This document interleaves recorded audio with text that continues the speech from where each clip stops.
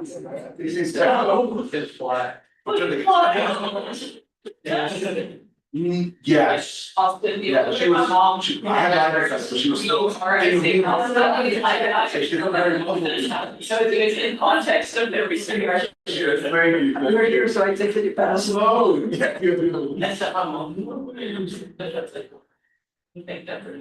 It's like must. Anyway. Say that. Yeah. Austin, can you do your defense this room afterwards, or will you leave to another room?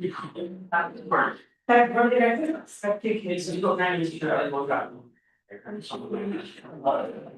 was like, I was like, where is the dog? I used to know where I was going. Yeah. Yeah. Early. And why I do this like. That's good. But it's really told where it was, it was very nice. So, okay, I was, Yeah.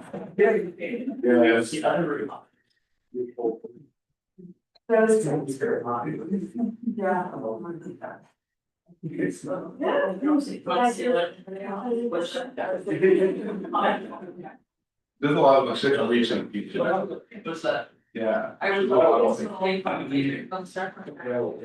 Absolutely.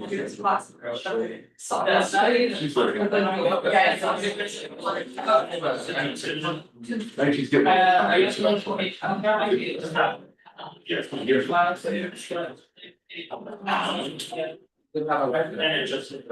Oh, and we I didn't need to go public. We'll see how long she lasts. Maybe it's out of my.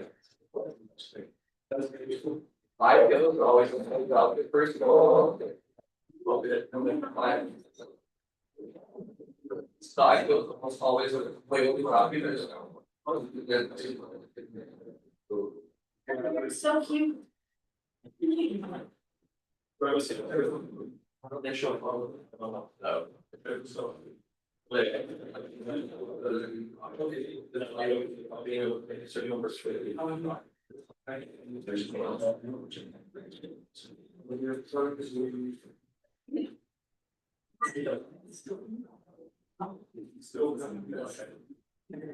You can also,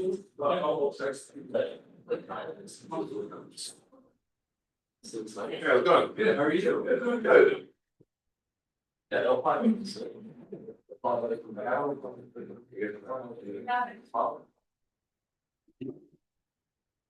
you doing?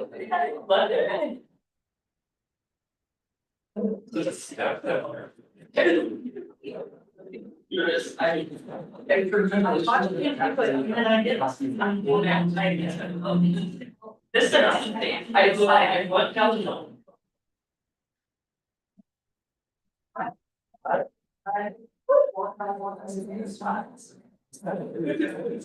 Yeah.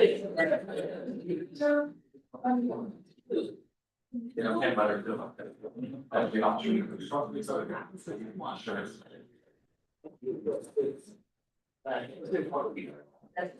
Yeah.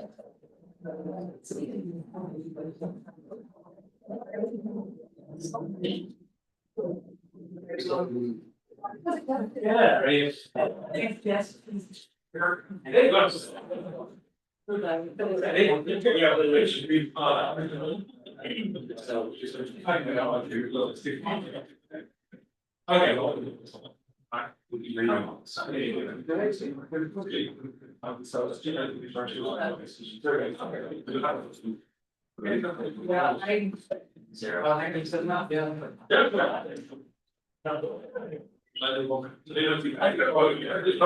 Oh, what? There's two.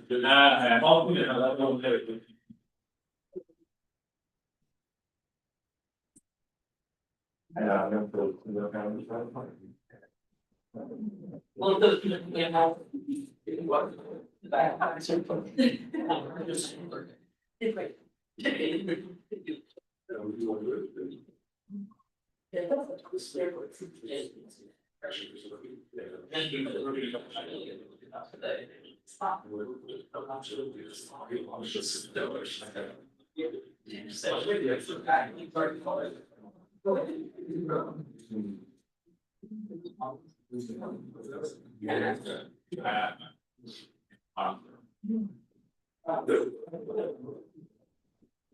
Yeah.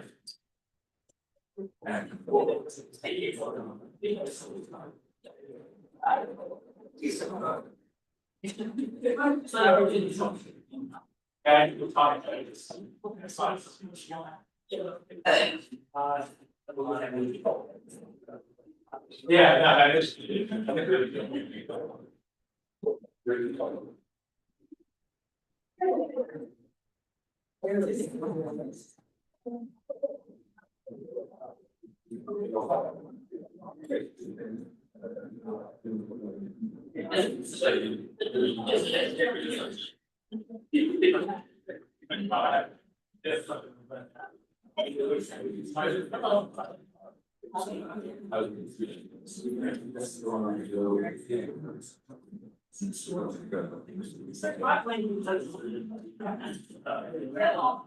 Already understand. I want to say, I was that sick. Yeah, I mean, I was not that use. Last night when you were going to go, yes, that's what I think. I see it. And then I was like, for example, FaceTime, out there, I just, they're all like that.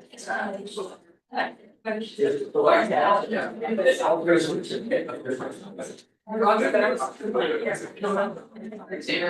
Sorry. It's yeah. What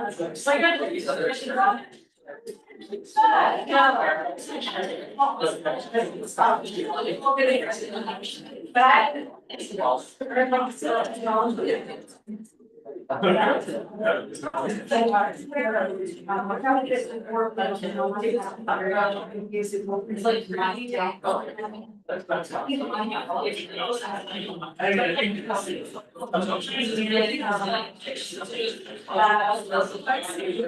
that?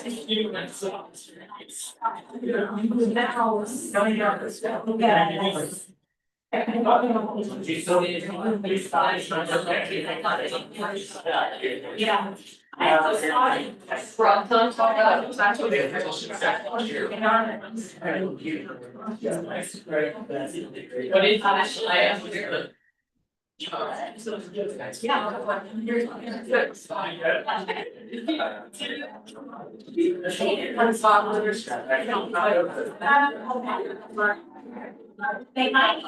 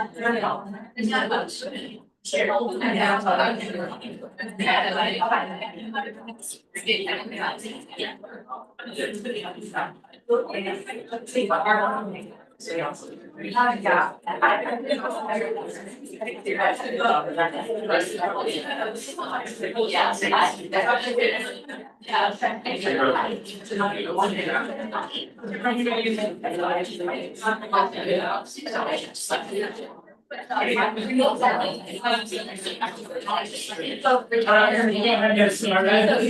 So thanks for coming out for studying masters with us. So I'll just do a little bit of an intro before Austin takes over. So first I want to say that I'm very proud of Austin. He's the first graduate student in my lateral pen. So thank you for taking me to the end. Austin, I know he's been part of the community for a long time, so most of you know him from that, and so, he's a very kind, very understanding person. He's very hardworking, very motivated. But I want to talk a little bit about Austin as a scientist, where I think he's incredibly independent. He's really willing to sort of, take his own path and sort of find his own ways to do it. Very resourceful. And we'll see a lot of that in this talk today, where for those of you who know my work, I never studied behavior. I don't like behavior. It's complicated. I don't love it. But Austin wanted to study behavior, and he came up with a really cool hypothesis. And then when we were talking about it, I was pretty open about the fact that we'll have to figure out how to do all these things or figure out these assays. And then I think I was really amazed over the last few years seeing Austin sort of find all the people around the campus and even to connect to figure out all of these assays. Lead some pretty large teams and some large efforts to do it. I think we'll talk about the pure work he did, where it involved like 60 students or something like that. So it's been really incredibly impressed by everything you've done, and of course, it's your talk. And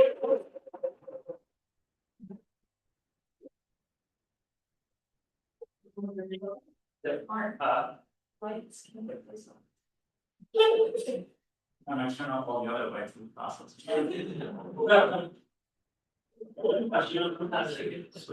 Yeah. Is that better? Yes. Well, thank you, Mark, for the lovely introduction. And thank you all for taking the time to track across the campus to be out here today for my defense, especially on such a sunny day. To start, I'm going to tell you all a little bit about behavioral adaptation of high sugar diets and Drosophila melanogaster. So to start, a bit of background on the study here. We all know that high sugar diets typically consist of from a variety of different foods, such as things that are really high in levels of glucose in the body. Elevated glucose can typically lead to things such as type 2 diabetes in humans, and this can also be very similar in Drosophila model as well. So type 2 diabetes is the general resistance to insulin in the body and in ability to regulate glucose. So thinking about what my study wants to look at, if I wanted to see how behavior can be utilized as a mechanism to overcome the negative side effects of type 2 diabetes or high sugar diets. So the way I came up with this study was I had originally found a paper that looked at the fact that forced exercise in Drosophila melanogaster cluster can actually mitigate those negative side effects associated with these high sugar diets. Well, after thinking through this idea, I wondered, in a genetically diverse population, there has to be individuals that may display an increased level of natural activity. And so taking that mindset forward, I wanted to see if we could employ that throughout the study of active behavior and allowing for this to be pushed forward through generations. So why specifically Drosophila? I'm sure it's a question that a lot of you may have today. For those of us that haven't been inundated with them in quarterly hall and haven't been on for food flies, they're a very well studied model organism in the scientific community. They share about 75% of the disease causing genes in humans. They have a very fast 14-day life cycle, which allows for quick replication and generation, and they're very easy to maintain in a lab environment. So our lab very specifically studies something called experimental evolution. What this means is you work with a generalized population that has a variety of genetic backgrounds, and you apply a multitude of stressors, which you can see here, some examples of different stressors across the board. Those stressors are in hope to create some sort of change across the population as they move through each of their generations. So for example, you start with your very first generation, and then you can move through all the way up to 100 generations, depending on how big you want to have your study be. And so with that, as you move through these generations, experimental evolution allows you to take a moment to look and see what changes are happening across each of these adaptations that may occur. So specifically, experimental evolution allows us to see evolution in real time. It can occur in a very controlled environment, and it allows us to apply very specific stressors to these populations to hopefully see a variety of different outcomes. Some of my driving questions behind my experiment were, can active behavior be a driving evolutionary force in adaptation to high sugar diets in a genetically diverse population? As well as, are there any evolutionary trade-offs associated with an active behavior adapted population? So I previously mentioned that genetically diverse population. The way in which I want to this is I want to point out that the population of fruit flies that we work with in our lab are derived from an ancestral population came from the DGRP. It stands for the Drosophila melanogaster reference panel. This is about 100 inbred lines that came together to produce our current population that we work with, CRB. This stands for actually the co-strain building. So for those of you who hardly know, we used to be housed in another building at the moment. And our lab manager at the time thought that would be a clever name for our founding control population. So moving forward, as I reference CRB, just know that that is our control and standard population. Additionally, as I worked through my study, because I wanted to look at this high sugar adaptation, we developed HSP, or high sugar population. They were developed under a set of conditions where they were continuously fed on their standard diet an increased amount of sugar, specifically 20%. So for instance, that is a highly detrimental amount of sugar to have in a constant diet over time, and almost almost always causes some sort of onset of type 2 diabetes. Some of my main objectives behind my study was to compare behavioral phenotypes between populations on that standard food and high sugar diets. So again, behavioral phenotypes are such as that active behavior, which I'll discuss more in just a moment. My second aim was really to get at the heart of behavior and compare neurotransmitter levels between populations on that standard food diet and the high sugar diet. In order to implement this study, I composed 3 different experiments that I did across a variety of generations that I'll talk about in a moment. So the first was the climbing assay to measure climbing ability, negative geotaxis, and overall cognitive function and locomotor ability. The Drosophila activity monitor assay, also referred to as the DAM assay, going forward in this presentation, to measure daily activity and circadian rhythm, as well as spontaneous activity.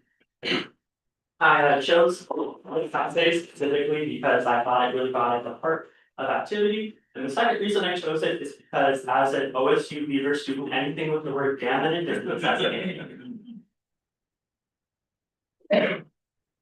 Lastly, I performed neurotransmitter analysis via liquid chromatography mass spectrometry, also known as LCMS, which I will refer to it going forward, I'll refer to it as such, to measure relative neurotransmitter levels.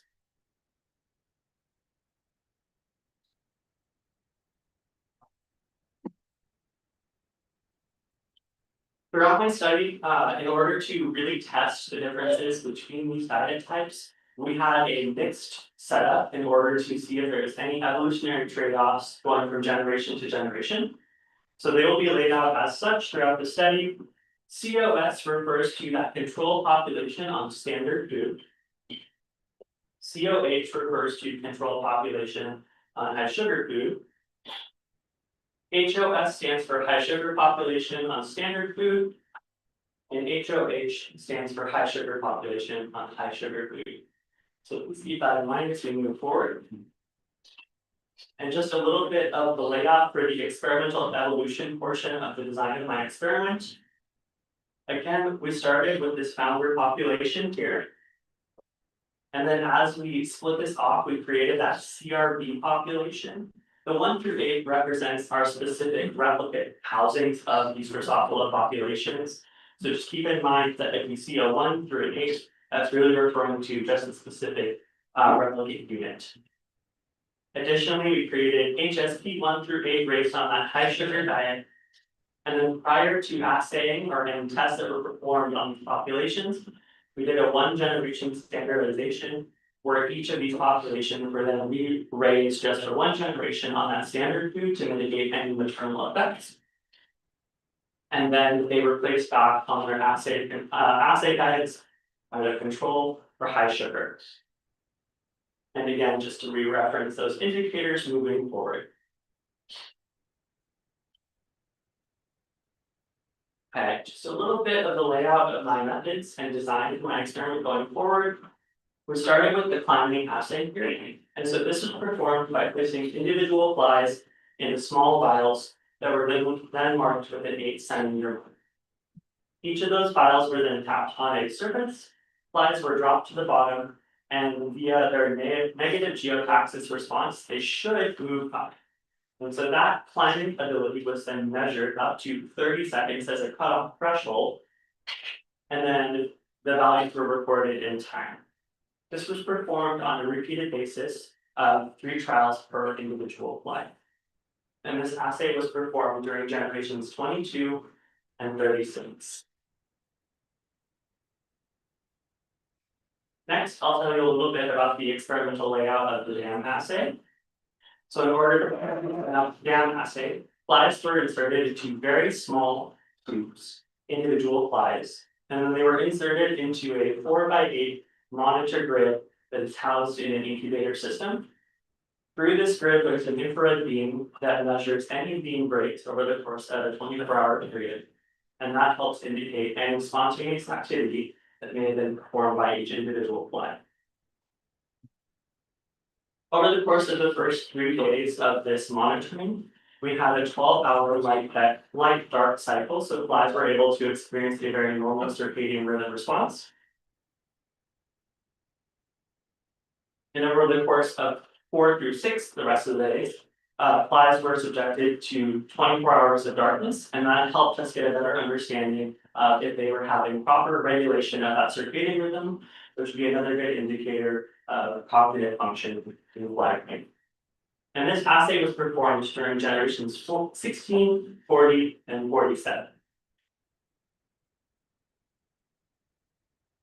For the last assay methods laid out here, we had the neurotransmitter sampling workflow. So flies were collected and individually sorted into groups of 20 based on treatment and sex. And then as they were sorted into these individual vials, those vials were then placed in liquid nitrogen in order to flash freeze the flies. And because of the brittle composition of the fly body, as they were flash frozen, they were then placed onto a vortexer. And due to gravity, the weakest point of their body would be their neck. And so that allows you to effectively remove multiple fly heads in one sitting. Those fly heads were then sorted out into sampling tubes and then placed into a -8 freezer in order to be held until further sampling can be done at minus pollen for that LCMS quantification.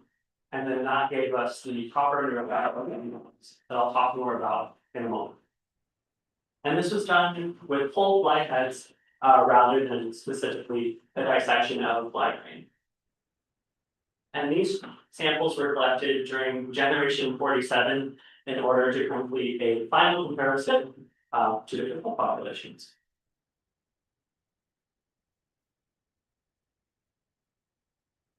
Next, we'll talk a little bit about the layout of my results.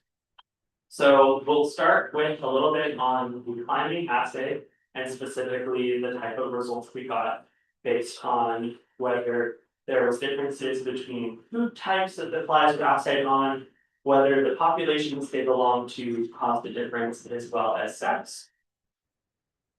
After that, we'll talk a little bit about the results of the dam activity assay and what we saw between the average activity over the course of the 6 days these flies were assayed. And then lastly, we'll talk a little bit about the specific neurotransmitter analysis that was done and some of the important results from that. So to begin with the climbing assay, here we have what is referred to as a hazard ratio plot. So the way I'm going to lay this out for you is, as you can see here, there's this dotted line across 1.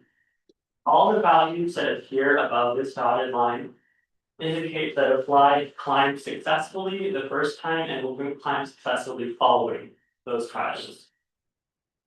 And so something interesting we see here is that this CRB population, COH, assay on high sugar food actually is displaying a higher climbing ability or more effective climbing ability than the CRB population on the standard food. Additionally, moving over to look at the high sugar population that was assayed on standard food, comparably climbed just as well as the CRB population on high sugar food. If you remember these different indicators, that's a bit of a flip from what we initially thought was going to happen. And so we're seeing some sort of opposite climbing ability occurring here. And this is the testing that was done from generation 22. As we see here, we have the CRB population on standard food. Again, I mentioned they climb more poorly than the other 2 groups here. And again, one of the populations I focus on the most with the treatment of high sugar foods also climbed comparably to the control population on standard. So keeping these results in mind, we're going to take a look at generation 36. For generation 36, we have a similar hazard ratio laid out here. And something important I'd like to point out is a lot of these data points are actually sitting fairly close to that middle line there, with a lot more expanding below the line as well. And so this is an interesting result that going from generation 22 to 26, it appears that we're actually seeing some sort of decrease in overall climbing ability across each of these replicate treatments.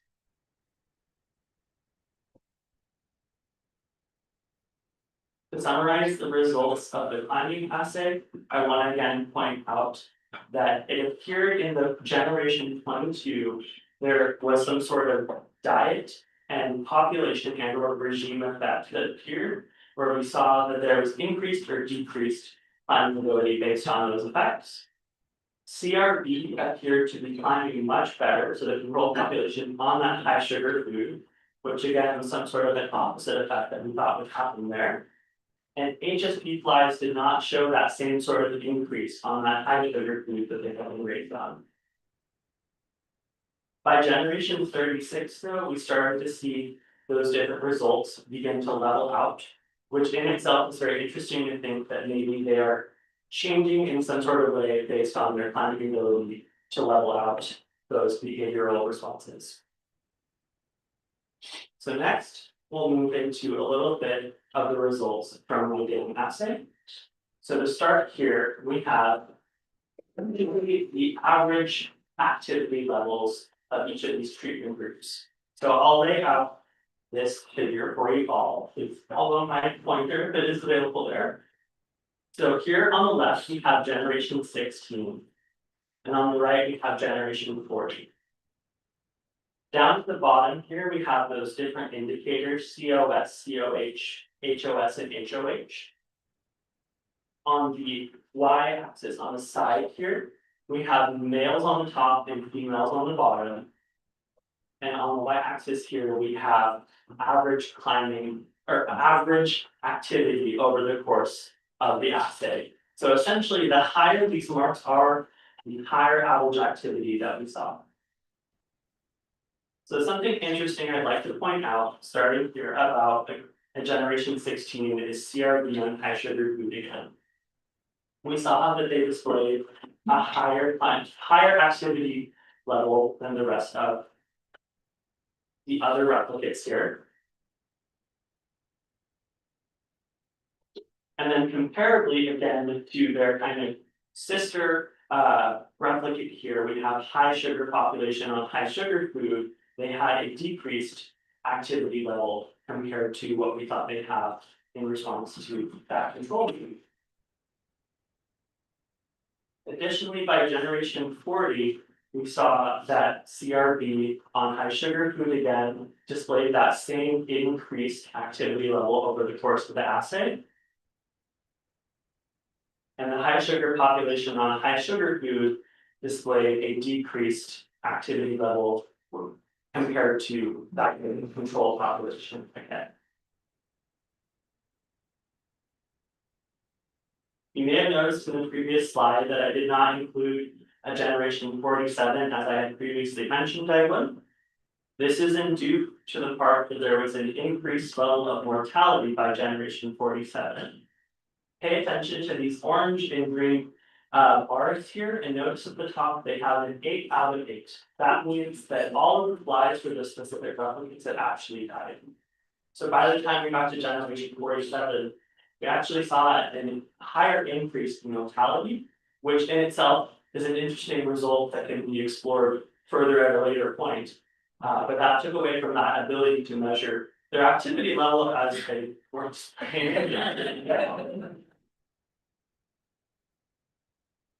So in summary from the dam assay here, we saw that some differences were present, but not highly significant. And activity was not consistently higher in that high sugar population. But overall, we did see some sort of differences occur and some kind of opposite interactions that we didn't quite anticipate, but were still interesting in themselves. And again, by generation 40, we started to see some of those patterns dissipate a little and level out more. Now moving into my neurotransmitter analysis results. Starting here, we have some figures that represent some sexual differences between the Drosophila, as well as some significant food effects. So this figure was really just honing in on the fact of what was the most significant. So you may notice that there is no specific indication of population differences. I'll get into that more in just a moment. So starting here on the top, we have males indicated by octopamine and monoamine. These essentially are neurotransmitter categories that display more active behavior. As you can see here, the standard population in blue on the left is displaying a high level of that octopamine as well as monoamine, and the high sugar food group is displaying lower levels. When we move down to the female category on the bottom, we have GABA and EI balance. Essentially, what this is referring to is the level of neurochemical inhibition that would be seen within the fruit fly brain. And as you can see here, on standard food, we have a lower expression of those inhibitory neurochemicals in both categories for GABA and the EI balance. And we see a higher expression of those inhibitory chemicals in the high sugar food as well. So please keep that in mind as we move forward, that it appears there seems to be some sort of inhibitory neurochemical effect occurring within the fruit fly brain based on high sugar diet. My next speaker is going to bring into that category of the regime, but also keeping food interactions, as that appears to be a more significant effect. The blue indicates that CRB control population that we talked about, and red indicates the HSP population. On the top here again with males, we see again that octopamine and the monoamine index, they both are decreasing over the course of food types.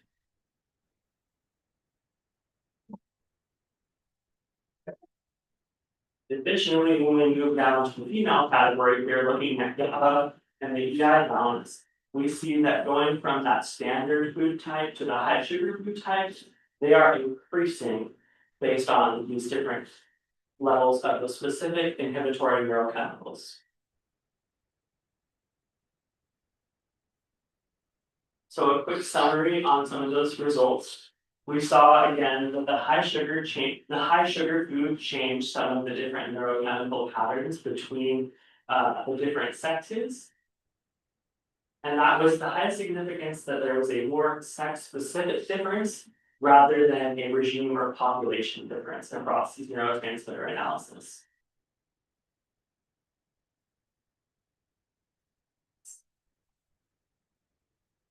So some of my main conclusions from this result were that, again, my main hypothesis was that flies evolved on this high sugar diet would adapt by becoming more active and performing better at any given activity they're given for exercise, and would hopefully display increased neurotransmitter expression that is related to activity. But essentially what we found was that there wasn't an actual increase in specific activity or climbing ability, and rather a suppression of some of the neurochemicals associated with those activities. In itself, this is interesting because it might point to the fact that there is, again, some sort of underlying mechanism that is causing that inhibition for them to better adapt to these high sugar diets. Or maybe there is some sort of more restfulness approach to these high sugar diets rather than activity. Some of the alternative mechanisms that I've thought through might be causing this is maybe the high sugar population flies are changing their feeding rate, and so that might change their ability to allocate energy. There might be differences in times when they're eating, and so that might have a different effect on when they're able to display higher activity levels or lower activity levels. It could also very well be that some fruit flies actually just don't prefer sugar. There's been a lot of work that looks at differences in food preference in fruit flies. And some of the physiology, they could have different abilities to withstand physiological stressors. They might have a different way that they regulate glucose when they have higher levels of it in their body. And they might have a different way of allocating storing glucose throughout the period. So some of the broader impacts of the thesis here were that it was very interesting to see that there was some very distinct differences in how the different sexes handle these high sugar diets and produce different neurochemicals. Specifically, we saw in males that they had this change in their octopamine levels, and in females, we saw a lot of neurochemical inhibition. This also points to the fact that these high sugar diets could be neurochemically toxic. There's been previous work done that looks at the fact that high sugar diets can actually lead to a buildup of neuronal debris, which would make sense that there's going to be some sort of dysregulation neurochemically within the preflight brain. And lastly here, it looks like based on the fact that we have this more lower energy level occurring as we move through generations, rather than using heightened activity to deal with these high sugar diets, it could possibly be that we are seeing lower activity as a mechanism to deal with these high sugar diets. So some of my future directions for my work would be that I would want to specifically look at how flies interact with their food and change their feeding mechanisms.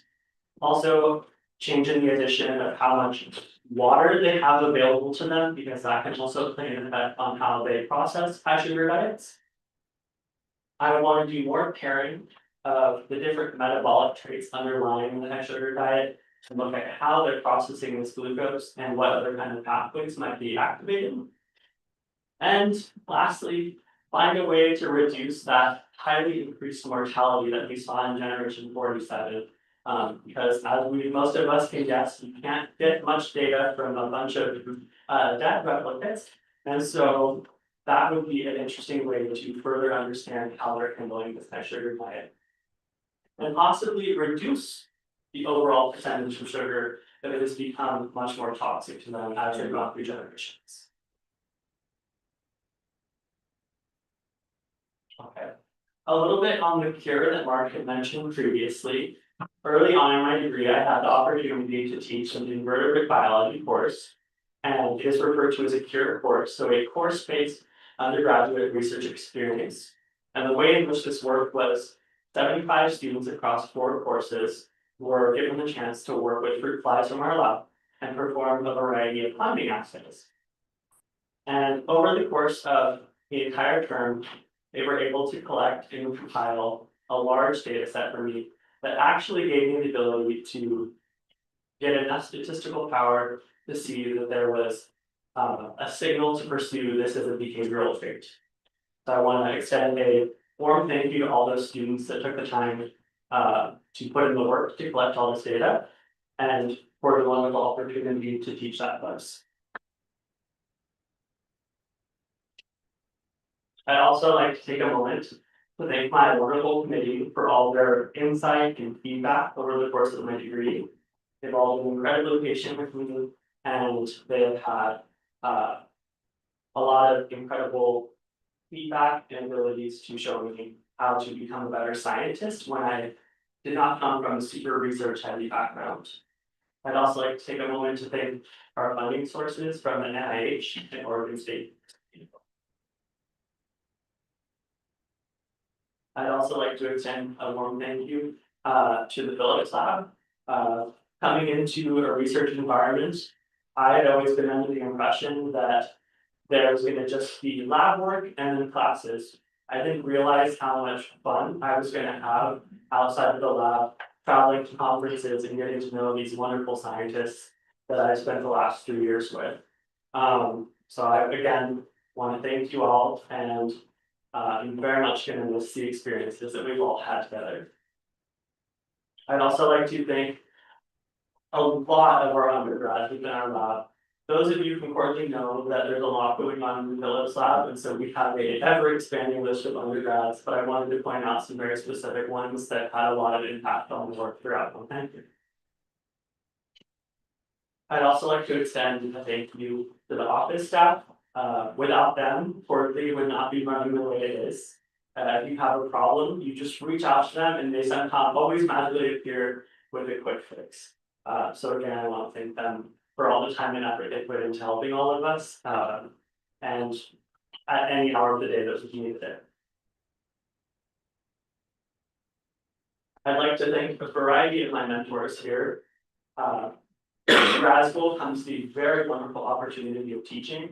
I've had the wonderful experience of being able to teach in introductory biology, anatomy, physiology, and again, invertebrate biology. And this has been a great experience because it's really taught me a lot about myself and how I want to go forward into better increasing my ability to be a good educator.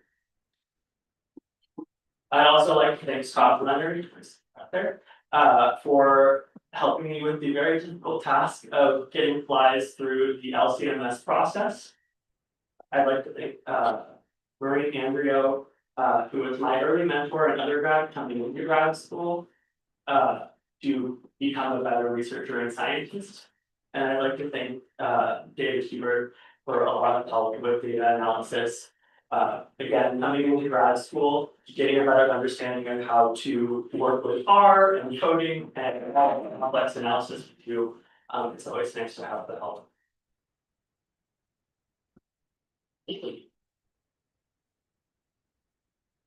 I think my click open. Well, Okay, how many of you? if you get a second, you will. Alright.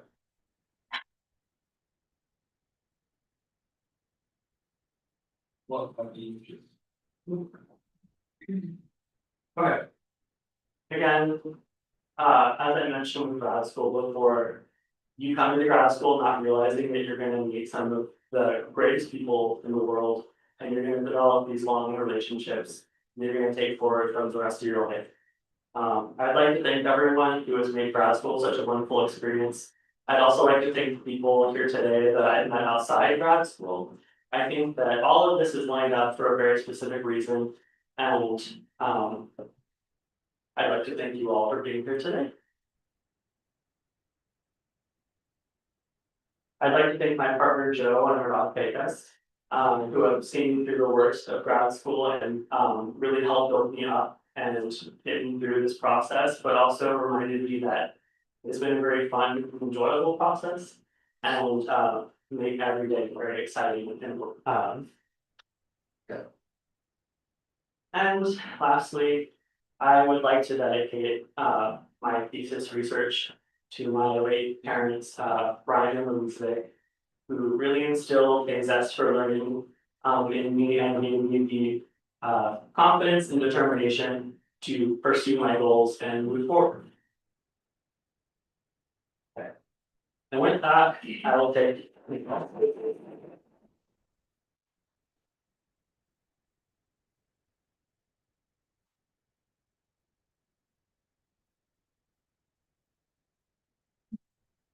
You got time for a few questions?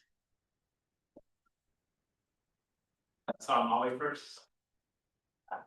Thanks for your talk, Austin. That was really interesting. And a really nice presentation. I guess I'm just really curious about the high sugar diet. Like, I guess part one of my question is why, how do we know that it's bad for the flies? Like, what other aspects of fitness maybe decrease upon exposure for any amount of time? And then part two is I'm wondering about like immunity as maybe a correlated response or maybe a dimension to explore because of the Drosophila fat body. It's an important metabolic organ, but also an important immune organ. And I'm just wondering if maybe if you're looking for traits to explore, if that one ever crossed your mind. Gotcha. Okay. So should I repeat the question or do we think It's yeah, sure. they got it? Okay. So some of the variety of traits that we've seen with this increased sugar diet is we have a little bit of, again, not just from my study, but some of the other studies in our lab, early mortality that occurs from the high sugar diet, as well as we see some different physical changes such they display higher weight and they begin to become more lethargic. And so we haven't had a chance to look further at what might be the cause underlying these changes in physical ability, but those are some of the indicators that we've seen in the lab of those.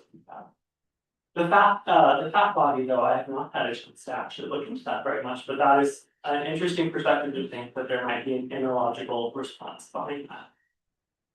Thank you. Scott, I have a question. Yeah, nice job, Austin.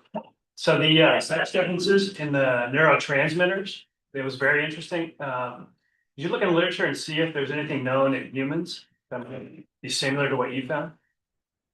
That's a very good question, because I think, given my pre-med background, normally I would look more into that, but I actually have not looked into if there's any neurochemical expression differences in humans, but that is a good next step to think about.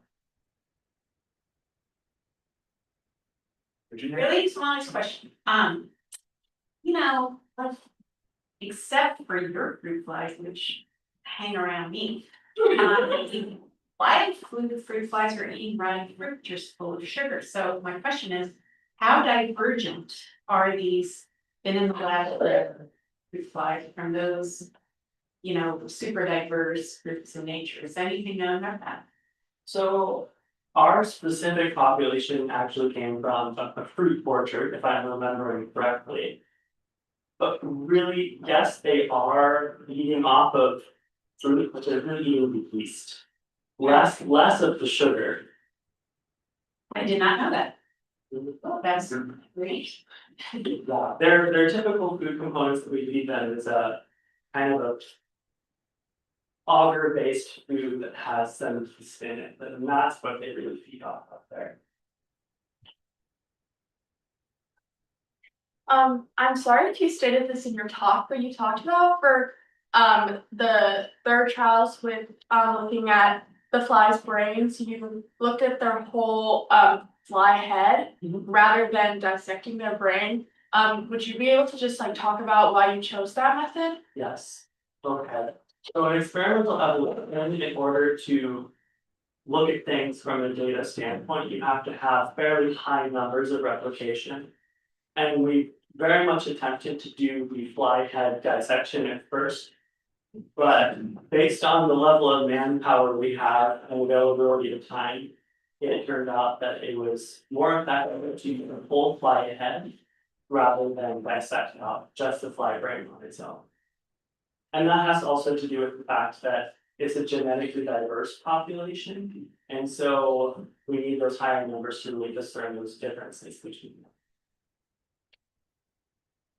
Just really quickly tied to that question, what's the trade-off of using a whole fly head so it's that much easier? Is there a trade-off to using a fly? One of the potential trade-offs is a big portion of the fly head is their eyes. And so that can on occasion interfere with some of the mass spec analysis, but in this instance, we were able to prepare them in a way that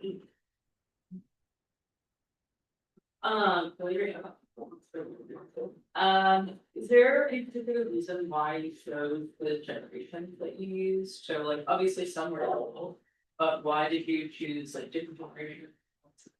yeah. So in order to see these differences across generations, we needed to have just a relative span of time between them. And it just so happened that over the course of the timeline, as we were moving through and setting up experiments, we had elapsed enough time to pick a generation to assay from, and those worked out to be the best.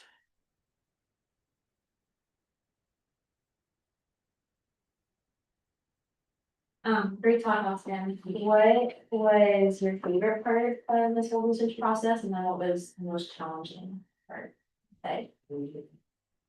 I think my favorite part was actually the neurotransmitter analysis, because when it came down to figuring out the most effective way to remove the fly head, I'm not saying I enjoyed science features, but it was kind of satisfying to figure out that it actually worked effectively. So it's kind of the work smarter, not harder approach sometimes. The most challenging, I think, was just hoping that when you were going to set up an assay for a next generation, that something didn't go wrong and kill all the flies you were going to work with, because it takes a couple of weeks to really set things up. But other than that, I think that was the most challenging portion. That, Great job. What did you say they were dying of? They all died, in that later generation. What was their? Why? so. Specifically, what happened was when we put them into that dam mechanism. It just showed 0 readings for the entire time, which implies that by the time they got into the dam, they were already dead. Or died as they got into the dam. So we don't have a specific understanding of why they died. But there was a much higher increase in mortality than in previous generations.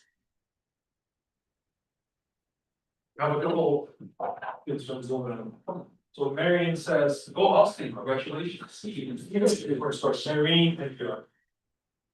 And Jessica Carr said, great talk, Austin, and congratulations. Just wondering, what is one of the most important things you have learned, either research wise or with your experience at OSU that has prepared you to your next adventure? Oh. Goodness, there's so many things. I think the thing also that Mark touched on was. As scientists, we're all part of a greater community. And if we stay in our labs and we don't reach out, we really inhibit ourselves. And so I think getting a better sense of how to connect with everyone and learn from each other has been one of the bigger benefits of my degree. It's taught me that science is highly collaborative and it should stay that way. Alright, well, thank you, everyone.